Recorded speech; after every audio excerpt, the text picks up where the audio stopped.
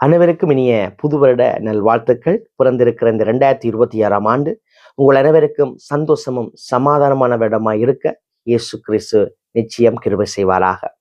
இந்த நாளிலும் ஒரு சிறிய ஒரு வார்த்தை, அதாவது நீங்க இந்த வருஷத்தை பிறந்த உடனே சில நேரத்துல உங்களுக்கு ஒரு பயங்கள், யோசனைகள், சிந்தனைகள் வந்திருக்கும்.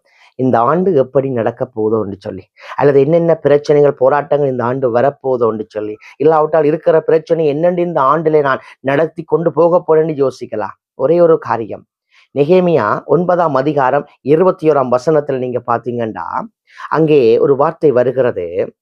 இஸ்ரவேல் மக்களுடைய வஸ்திரங்கள் பழமையாய் போகவில்லையாம், அவருடைய கால்கள் வீங்கவும் இல்லையா.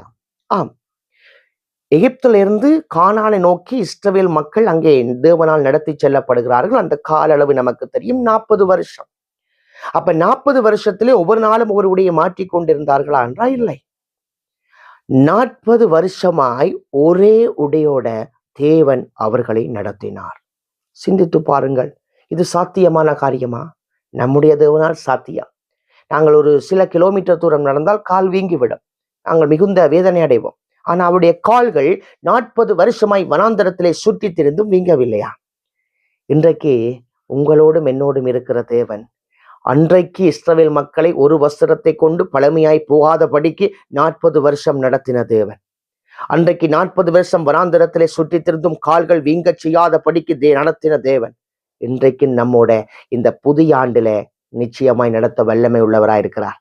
விசுவாசியுங்கள், பெரிய ஆசீர்வாதங்களை காண்பீர்கள். அனைவருக்கும் இனிய புதுவட நல்வாழ்த்துக்கள். மீண்டும் முடித்தாக நன்றி.